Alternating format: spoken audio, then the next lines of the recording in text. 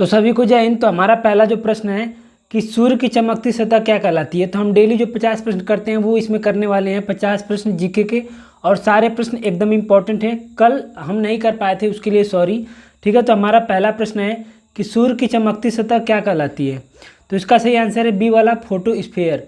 सूर्य की चमकती स्फीयर को फोटोस्फीयर कहते हैं, जिसे प्रकाश मंडल भी कहा जाता है। मैं इसका सोल्यूशन दिखाता हूँ आपको। तो यहाँ पे आप उसका सोल्यूशन देख सकते हैं। सूर्य के चमकने वाले भाग को प्रकाश मंडल यानी अंग्रेजी में फोटोस्फीयर कहते हैं। प्रकाश मंडल किसी तारे का बाहरी आवरण होता है तथा सूर्य के संदर्भ में इसके प्रकाश मंडल का ताप 5500 सेल्सियस होता है। प्रकाश मंडल के किनारे प्रकाशमान नहीं होते क्योंकि सूर्य का वायुमंडल प्रकाश का अवशोषण कर लेता है। सूर्य सौरमंडल के केंद्र में स्थित है जो उसमें हम प्रकाश देता है। तो प्रकाश के चमकने वाले भाग को जो साइड साइड में होता है उसे प्रकाश मंडल कहा जाता है। ठीक है, आगे प्रश्न है कि सूर्य का प्रमुख तत्व है। सूर्य का प्रमुख तत्व कौन सा है। तो इसका सही आंसर है हाइड्रोजन। तो सूर्य का प्रमुख तत्व है हाइड्रोजन। यहाँ पे आप सोल्यूशन देख सकते हैं कि सूर्य का प्रमुख तत्व हाइड्रोजन है। सूर्य एक गैसीय गोला है जिसमें हाइड्रोजन 71%। आप देख सकते हैं कि सबसे ज़्यादा हाइड्रोजन सूर्य में 71%, फिर हीलियम 26.5%, अन्य तत्व 2.5%। ठीक है, सूर्य का जो केंद्रीय भाग होता है उसे कोर यानी क्रोड कहते हैं। कोर यानी क्रोड कहते हैं, जिसका तापमान 1.5 × 10⁻7 सेल्सियस होता है। सूर्य का बाहरी सतह का तापमान 6000 सेल्सियस होता है। तो ये याद रखना है, सूर्य का जो सबसे प्रमुख तत्व वो हाइड्रोजन है 71%। आगे प्रश्न है कि यहाँ पे गैप है। सूर्य के वायुमंडल में सबसे प्रचुर मात्रा में पाया जाने वाला तत्व है। तो कौन सा सूर्य के वायुमंडल में सबसे प्रचुर मात्रा में पाया जाने वाला तत्व है। तो अभी हमने देखा हाइड्रोजन जो कि 71%। ठीक है, उसके बाद हीलियम है, तो हाइड्रोजन 71%। आगे प्रश्न है सूर्य पृथ्वी की सतह पर कितने मिनट के कोण पर सामने होता है। सूर्य पृथ्वी की सतह पर कितने मिनट के कोण पर सामने होता है। तो इसका जो सही आंसर है वो है बी वाला 32। बी वाला 32, तो 32 मिनट के कोण पे। ठीक है, आगे प्रश्न है कि पृथ्वी द्वारा अवरुद्ध सूर्य की शक्ति लगभग है। पृथ्वी द्वारा अवरुद्ध सूर्य की शक्ति लगभग कितनी है। ठीक है, तो इसका जो सही आंसर है वो 1.8 × 10⁻11, 1.8 × 10⁻11। Option number C megawatt. Megawatt 1.8 × 10⁻11 megawatt. आगे प्रश्न है कि सूर्य के फोटोस्फीयर से उत्पन्न होने वाली ऊर्जा के संक्षिप्त विस्फोट को क्या कहते हैं। सूर्य के फोटोस्फीयर यानी प्रकाश मंडल से उत्पन्न होने वाली ऊर्जा के संक्षिप्त विस्फोट को क्या कहते हैं। तो इसका सही आंसर है बी सौर प्रज्वाल। सौर प्रज्वाल। ठीक है, आगे हमारा प्रश्न है कि सूर्य और धरती के बीच की अनुमानित दूरी कितनी है। सूर्य और धरती के बीच की अनुमानित दूरी कितनी है। तो ऑप्शन नंबर बी 14.96 × 10⁻7 करोड़, यानी 14.96 किलोमीटर। ठीक है, तो ये है ऑप्शन नंबर बी। आगे प्रश्न है कि पूर्ण सूर्य ग्रहण तब होता है जब पूर्ण सूर्य ग्रहण कब होता है, ये पूछा हमसे। तो इसका सही आंसर है जो हमारा वो सी वाला है कि सूर्य, चंद्रमा और पृथ्वी एक सिद्ध में होते हैं। तो देखो ये सूर्य हो गया, ये सूर्य हो गया, ये हमारी पृथ्वी हो गई। तो पृथ्वी सूर्य का चक्कर लगाती है, तो ये दोनों तो हिलेंगे नहीं अपनी जगह से। तो जब चंद्रमा यहाँ बीच में आ जाता है, इनके बीच में जब चंद्रमा आ जाता है, तो यहाँ से अगर हम देखेंगे सूर्य को तो हम देख नहीं पाएंगे, तब हम कहेंगे कि सूर्य ग्रहण हो गया। ठीक है, तो इसी कारण सूर्य ग्रहण होता है जब चंद्रमा पृथ्वी और सूर्य के बीच में चंद्रमा आ जाता है। आगे प्रश्न है कि अमावस्या के अवसर पर जब धरती से देखने पर सूर्य और चाँद एक ही संयोजन में दिखें तो इस अवस्था को क्या कहते हैं। संयोजन का मतलब एक ही लाइन में, तो इसे सूर्य ग्रहण कहते हैं। ठीक है, आगे प्रश्न है कि अंतरिक्ष विज्ञान के संदर्भ में निम्न में से किस ग्रह का एक भी चंद्रमा नहीं है। पूछा है कि इन 4 ऑप्शनों में से किस ग्रह के पास एक भी चंद्रमा नहीं है। तो ऑप्शन नंबर है शुक्र और बुध। शुक्र और बुध के पास एक भी चंद्रमा नहीं है। तो हमने 10 क्वेश्चन देख लिया विश्व भूगोल का। अब 10 क्वेश्चन देख लेते हैं प्राचीन इतिहास का। ठीक है, पहला प्रश्न है कि ऋग्वेद 4 वेदों में से पवित्रतम वेद है, जिसमें 10,600 ऋचाओं के, यहाँ पे गैप है, सूक्तों के 10 अध्याय हैं। तो पूछा है कि ऋग्वेद में कितने सूक्त हैं। ठीक है, तो सबको पता होगा 1028। तो ऋग्वेद में 10 मंडल, 1028 सूक्त और 10,600 ऋचाएँ हैं। आप यहाँ पे सोल्यूशन देख सकते हैं कि चारों वेदों में ऋग्वेद सबसे प्राचीन है तथा अथर्ववेद सबसे नवीन है। ठीक है, ऋग्वेद को 10 भागों में बांटा गया है। ऋग्वेद को 10 भागों में बांटा गया है जिन्हें मंडल कहते हैं। इसमें 10,600 ऋचाएँ हैं और 1028 सूक्तों का संग्रह। ठीक है, तो 10 भाग और 1028 सूक्त और 10,600 ऋचाएँ हैं। ठीक है। आगे प्रश्न है कि किस वेद में ऋचाओं की संख्या सर्वाधिक है। तो अभी हमने देखा Rigveda, option number C Rigveda में तो 10,600 ऋचाएँ हैं। ऋग्वेद में 10,600 ऋचाएँ हैं।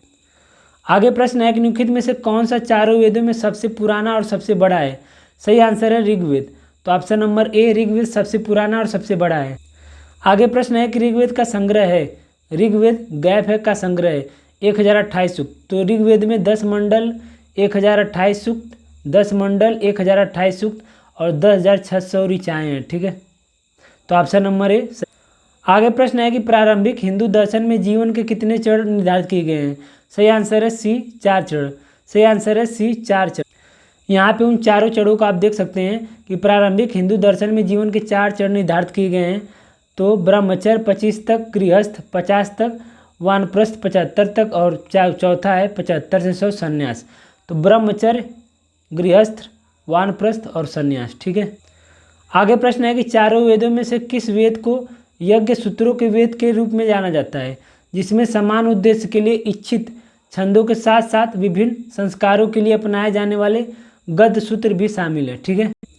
तो इसका सही आंसर है यजुर्वेद। तो गद्य और पद यजुर्वेद में है, तो ये हमारा सही है। आगे प्रश्न है कि उपनिषद शब्द में उप क्या दर्शाता है। उपनिषद शब्द में उप क्या दर्शाता है। तो इसका सही आंसर है निकटता। उप जो है निकटता को दर्शाता है। आगे प्रश्न है कि ऋग्वेद में स्रोतों को के रूप में भी जाना जाता है। जो ऋग्वेद के स्रोत है उसको किस रूप में जाना जाता है। सूक्त। सूक्त जैसे 1028 सूक्त हैं, तो ऋग्वेद में स्रोतों को सूक्त के रूप में भी जाना जाता है। आगे प्रश्न है कि ऋग्वेद में से किस वेद को गीत का पुस्तक, मंत्रों का वेद या गीत का योग कहा जाता है। Samaveda. Option number A Samaveda.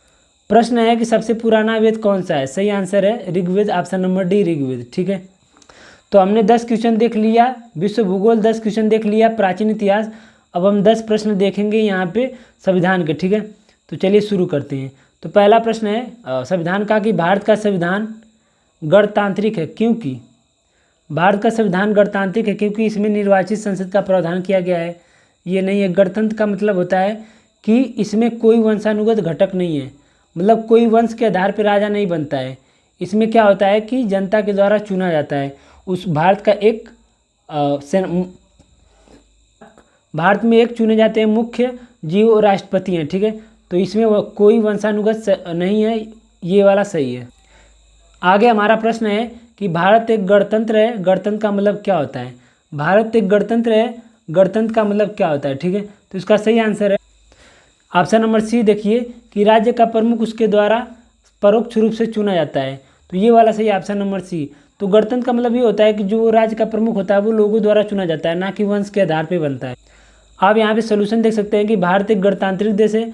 गणतंत्र एक ऐसा देश होता है जहाँ के शासन तंत्र में सैद्धांतिक रूप से देश के सर्वोच्च पद पर आम जनता से कोई भी व्यक्ति पदासीन हो सकता है, जैसे राष्ट्रपति भारत में। भारतीय संविधान में गणतंत्र की अवधारणा को फ्रांस से लिया गया है। ठीक है। आगे प्रश्न है कि भारतीय संविधान के राज्य के नीति निर्देशक सिद्धांतों को कहाँ से लिया गया है। तो सही आंसर है आयरलैंड के संविधान से। ऑप्शन नंबर बी आयरलैंड के संविधान से। आगे प्रश्न है कि भारत के संविधान में मूल कर्तव्यों को के संविधान से उल्लिखित नागरिक कर्तव्यों से उधार लिया गया है। तो जो मूल कर्तव्यों को कहाँ से लिया गया है वो यूएसएसआर से लिया गया है। मूल कर्तव्य यूएसएसआर से लिया गया है। आगे प्रश्न है कि भारतीय संविधान में शामिल मौलिक कर्तव्य कहाँ से लिया गया है, कहाँ से अंगीकृत किया गया है। तो ऑप्शन नंबर बी यूएसएसआर से। ठीक है। आगे प्रश्न है कि भारत के संविधान में अर्धसंघीय शासन प्रणाली की विशेषता किस देश के संविधान से ली गई है। तो इसका जो सही आंसर है वो सी वाला है, कनाडा से। तो जो भारत की अर्धसंघीय शासन प्रणाली है वो कनाडा से लिया गया है। आप यहाँ सोल्यूशन देख सकते हैं कि भारतीय संविधान में अर्धसंघीय प्रणाली कनाडा के संविधान से ली गई है।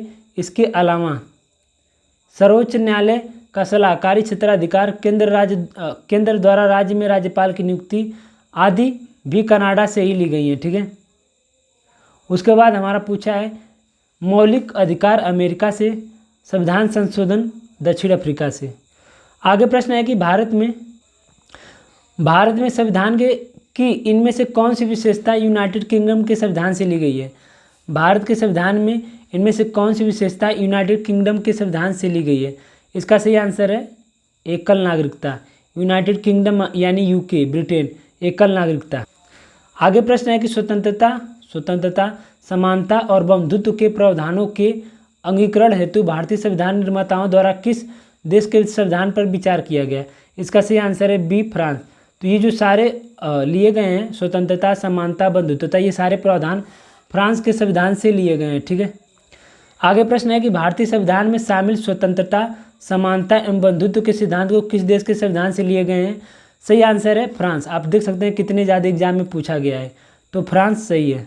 तो हमने 10 क्वेश्चन प्राचीन इतिहास, 10 क्वेश्चन संविधान, 10 क्वेश्चन विश्व भूगोल देख लिया। अब हम देख लेते हैं 10 क्वेश्चन आधुनिक इतिहास। ठीक है, तो चलिए शुरू करते हैं। पहला प्रश्न है कि सहायक संधि की प्रणाली को स्वीकार करने वाला पहला भारतीय मूल का शासक कौन था? सहायक संधि को स्वीकार करने वाला प्रणाली को स्वीकार करने वाला पहला भारतीय मूल का शासक कौन था? तो इसका सही आंसर है हैदराबाद के निजाम। ऑप्शन नंबर ए, हैदराबाद के निजाम ने सबसे पहले सहायक संधि को स्वीकार किया था। आप यहाँ पे सोल्यूशन देख सकते हैं कि वर्ष 1798 में सहायक संधि को स्वीकार करने वाला पहला शासक हैदराबाद के निजाम थे। ठीक है, और यहाँ पे दे रखा है कि मैसूर दूसरा राज्य था जिसने 1799 में सहायक संधि पर हस्ताक्षर किया। आगे है कि 1801 में वेलेजली ने जो सहायक संधि है वो वेलेजली के द्वारा शुरू की गई थी। अवध के नवाब को इस संधि के हस्ताक्षर करने के लिए बात कर दिया।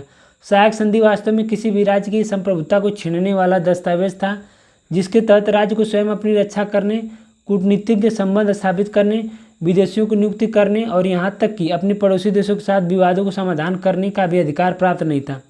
सहायक संधि का इस्तेमाल लॉर्ड वेलेजली ने किया, परंतु उत्पत्ति फ्रांसीसी गवर्नर डुप्ले ने किया था। ठीक है, प्रश्न है कि यहाँ पे गैप है कि के अनुसार, किसके अनुसार ईस्ट इंडिया कंपनी द्वारा भारतीय शासकों को अपनी स्वतंत्र सशस्त्र सेनाएं रखने की अनुमति नहीं दी गई। ठीक है, इसका सही आंसर है बी, सहायक संधि। इसका सही आंसर है बी, सहायक संधि। प्रश्न है कि ईस्ट इंडिया कंपनी ने बंगाल, बिहार की पर दीवानी अधिकार किस वर्ष प्राप्त किया? ईस्ट इंडिया कंपनी ने बंगाल, बिहार और एक है उड़ीसा, इन तीनों पर दीवानी कब प्राप्त किया? इसका सही आंसर है 1765। Option number B, 1765। आप यहाँ पे सोल्यूशन देख सकते हैं कि बंगाल, बिहार और उड़ीसा की दीवानी 1765 में मुगल बादशाह शाह आलम द्वितीय ने इलाहाबाद की प्रथम संधि के अनुसार ईस्ट इंडिया कंपनी को प्रदान की थी। ठीक है, आगे है कि 1764 में बक्सर के युद्ध में अवध के नवाब पराजित हो जाने पर कंपनी ने इलाहाबाद तथा उसके आसपास के क्षेत्रों पर अधिकार कर लिया। कंपनी ने यह क्षेत्र सम्राट को देकर उसके बदले में बंगाल की दीवानी प्राप्त की। दीवानी प्राप्त का अर्थ यह था कि कंपनी को बंगाल, बिहार तथा उड़ीसा में केवल राजस्व वसूलने का अधिकार प्राप्त हो। इसके बदले में कंपनी बादशाह को यानी शाह आलम द्वितीय को 26 लाख रुपया वार्षिक पेंशन दिया करती थी। आगे प्रश्न है कि मुगलों ने ईस्ट इंडिया कंपनी को दीवानी अधिकार बंगाल, बिहार, उड़ीसा में राजस्व संग्रहण करने और दीवानी मामलों को निस्तारण करने का अधिकार किस वर्ष प्रदान किया?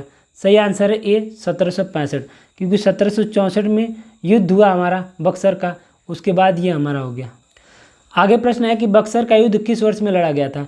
सही आंसर है 1764। बक्सर का युद्ध 1764 में लड़ा गया था। ठीक है, तो इसका जो सही आंसर है वो 1764 है।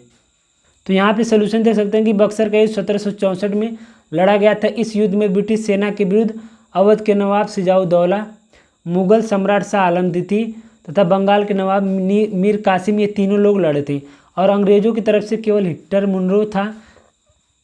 अंग्रेजों ने हेक्टर मुनरो के नेतृत्व में ये युद्ध लड़ा था। इस युद्ध में अंग्रेजी सेना विजयी हुई। बक्सर के युद्ध में विजय के बाद भारत में वास्तविक रूप से ब्रिटिश सत्ता स्थापित हो गई। प्रश्न है कि टीपू सुल्तान इनमें से किस स्थान से संबंधित है? इसका सही आंसर है श्रीरंगपट्टनम। यहाँ पे आप पढ़ सकते हैं कि टीपू सुल्तान का जन्म 20 नवंबर 1750 को कर्नाटक के देवनहल्ली में हुआ था। टीपू 1782 से 99 तक मैसूर का शासन था। इसने 1787 में टीपू ने अपनी राजधानी श्रीरंगपट्टनम में बादशाह की उपाधि धारण की तथा अपने नाम के सिक्के चलाए। टीपू ने आधुनिक कैलेंडर को लागू किया था। सिक्का ढलाई की तकनीकी व नापतोल के आधुनिक पैमाने को अपनाए थे। अपनी राजधानी श्रीरंगपट्टनम में स्वतंत्रता का वृक्ष लगवाकर जैकोबिन क्लब स्थापित किया। प्रश्न है कि दोस्त मोहम्मद खान के खिलाफ 1838 में हुई त्रिपक्षीय संधि पर किस ने हस्ताक्षर किया? दोस्त मोहम्मद खान के खिलाफ 1838 में हुई त्रिपक्षीय संधि पर किस ने हस्ताक्षर किया? ठीक है, तो इसका जो सही आंसर है वो डी वाला है, ऑकलैंड, महाराजा रणजीत सिंह, शाह शुजा। आकलन महाराजा रणजीत सिंह शाह। आगे प्रश्न है कि श्रीरंगपट्टनम में चौथे एंग्लो मैसूर युद्ध में किसकी हत्या हुई। श्रीरंगपट्टनम में चौथे एंग्लो मैसूर युद्ध में किसकी हत्या हुई। सही आंसर है यहाँ पे हमारा Tipu Sultan, option number D Tipu Sultan. यहाँ पे देख सकते हैं सोल्यूशन की चौथा एंग्लो मैसूर युद्ध 1798-99 में दक्षिण भारत में ब्रिटिश ईस्ट इंडिया कंपनी और हैदराबाद दक्कन के खिलाफ मैसूर साम्राज्य के बीच एक संघर्ष था। टीपू सुल्तान की मृत्यु श्रीरंगपट्टनम में चतुर्थ एंग्लो मैसूर युद्ध के दौरान 1799 में हो गई। आगे प्रश्न है हमारा कि इनमें से किस युद्ध ने भारत में ब्रिटिश उपनिवेश की नींव रखी थी। किस युद्ध ने ब्रिटिश उपनिवेश की नींव रखी थी। तो नींव तो प्लासी के युद्ध ने रखा था जो कि 1757 में हुआ था, जो कि 1757 में, और कन्फर्म हो गया बक्सर के युद्ध 1764 के तहत। तो हमने 10 क्वेश्चन देख लिया संविधान, 10 क्वेश्चन विश्व भूगोल, 10 आधुनिक इतिहास, 10 प्राचीन इतिहास। अब हम 10 प्रश्न देखेंगे भारत भूगोल का, ठीक है। तो चलिए शुरू करते हैं। पहला प्रश्न है कि भूटान, चीन, म्यांमार की सीमा किस राज्य से जुड़ी है। तो ये भारत है, यहाँ पे अरुणाचल प्रदेश है। तो ये अरुणाचल प्रदेश जो है ये तीनों से लगता है, ऊपर से चीन से, यहाँ भूटान से, यहाँ पे म्यांमार से, ठीक है। तो अरुणाचल प्रदेश तीनों राज्य के साथ तीनों देशों के साथ सीमा बनाता है। आगे प्रश्न है कि आंध्र प्रदेश की एक तटीय सीमा गैफ से जुड़ी है। आंध्र प्रदेश की एक तटीय सीमा गैफ से जुड़ी है। तो आंध्र प्रदेश की तटीय सीमा किससे जुड़ी है। ये सही आंसर है बंगाल। तो आंध्र प्रदेश बंगाल की खाड़ी से इसकी रेखा, तट की रेखा जुड़ी है, ठीक। आगे प्रश्न है कि भारत का सबसे पूर्वी राज्य कौन सा है। सही आंसर है अरुणाचल प्रदेश। भारत का सबसे पूर्वी राज्य है अरुणाचल प्रदेश। आगे प्रश्न है कि भारतीय राज्य एवं केंद्र शासित प्रदेश कितने समुद्री तट से बंधे हैं। तो बता दूं कि यहाँ पे ऑप्शन नंबर ए सही है, 9 राज्य, लेकिन केंद्र शासित प्रदेश अब केवल 4 ही रह गए हैं, क्योंकि दमन और दीप और उसको मिला के दादर को एक बना दिया गया है, तो अब 4 हो गए हैं। आप यहाँ पे सोल्यूशन देख सकते हैं कि भारत के समुद्री तट से संबद्ध राज्यों की संख्या 9 है, लेकिन केंद्र शासित प्रदेश संख्या ये 5 नहीं, अब 4 हो गई है। प्रश्न के समय दमन और दीव, दादर और नगर हवेली, इनको एक कर दिया गया है, दमन और दीव और नागर हवेली को, तो अब 4 हो गए हैं, ठीक है। आगे प्रश्न है कि इंदिरा पॉइंट भारत का दक्षिणतम बिंदु ग्रेट निकोबार द्वीप के किस सिरे पर स्थित है। तो इसका सही आंसर है दक्षिणी। इसका सही आंसर है दक्षिणी। तो इंदिरा पॉइंट ग्रेट निकोबार के दक्षिणी सिरे पर स्थित है। आगे प्रश्न है कि भारत का सुदूर दक्षिणी सिरा क्या है। भारत का सुदूर दक्षिणी सिरा का नाम क्या है। तो इसका सही आंसर है Indira Point, option number B Indira Point. आगे प्रश्न है कि भारत की मुख्य भूमि का सबसे दक्षिणी छोर कौन सा है। भारत की मुख्य भूमि का सबसे दक्षिणी छोर, सही आंसर है कन्याकुमारी। कन्याकुमारी सबसे दक्षिणी छोर। आगे प्रश्न है कि भारत को कितने भौगोलिक क्षेत्रों में बांटा गया है। भारत को कितने भौगोलिक क्षेत्रों में बांटा गया, ऑप्शन नंबर सी 6। तो यहाँ पे देख सकते हैं कि भारत के भौगोलिक क्षेत्रों को 6 भौगोलिक क्षेत्रों में बांटा गया है।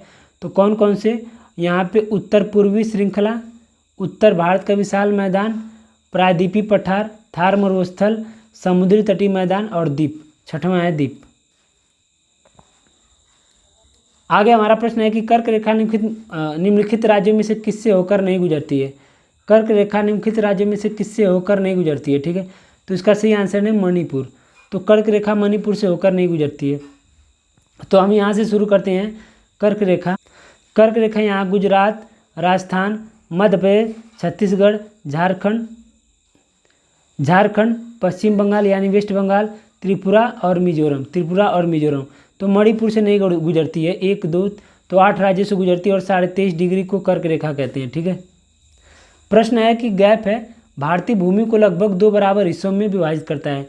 कौन भारतीय भूमि को लगभग 2 बराबर हिस्सों में विभाजित करता है। सही आंसर है कर्क रेखा। सही आंसर है कर्क रेखा भारत को 2 बराबर भागों में बांटता है। प्रश्न है कि भारत भूमध्य रेखा से मात्र कितने डिग्री उत्तर में है। भारत भूमध्य रेखा से मात्र कितने डिग्री उत्तर में है। इसका जो सही आंसर है वो है 8 डिग्री उत्तर में है, ठीक है। प्रश्न है कि भारतीय क्षेत्र का सुदूर दक्षिणी बिंदु इंदिरा पॉइंट बिंदु कहाँ स्थित है। इसका सही आंसर है हमारा ग्रेट निकोबार द्वीप। ग्रेट निकोबार के दक्षिण में स्थित है जो इंदिरा पॉइंट है, इंदिरा पॉइंट जो कि भारत का सबसे दक्षिणतम सुदूर बिंदु है, ठीक है। तो इसका सही आंसर है ग्रेट निकोबार। तो ये हो गया हमारा 50 प्रश्न। कैसा रहा कमेंट करके ज़रूर बताइएगा।